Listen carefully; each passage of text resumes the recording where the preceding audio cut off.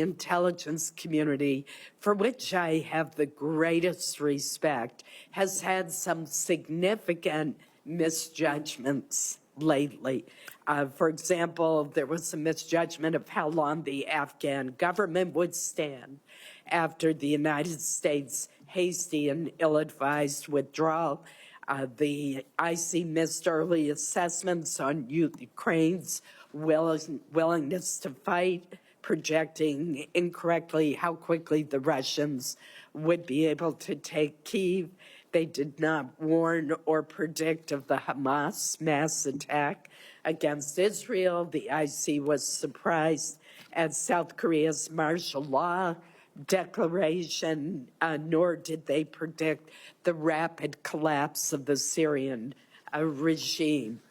My question to you, and I know the IC is not going to get it right every time, but when there is a pattern, or even when there's a miss, what should the IC do to review why these major intelligence changes were not identified or predicted?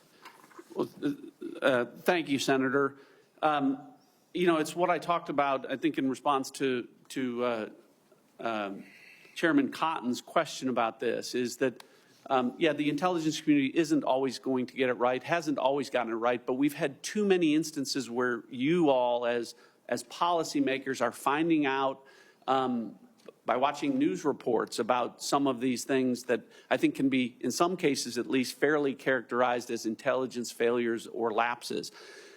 We talk about what can we do, what do we need to do. Part of it is a technical thing in terms of improving our collection, addressing ubiquitous technical surveillance.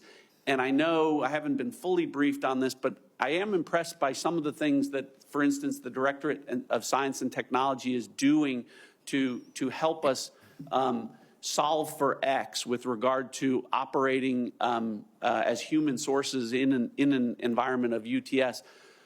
But I also think a bigger part of this that I'm going to focus on, Senator, is to look at what's happening in terms of the focus and execution on core mission.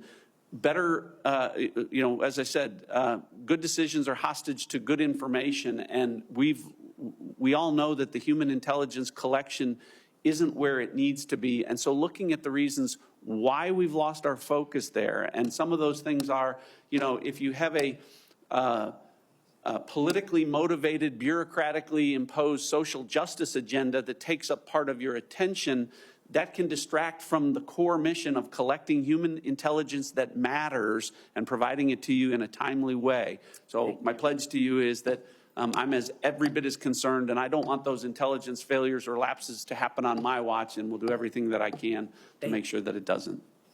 Sorry.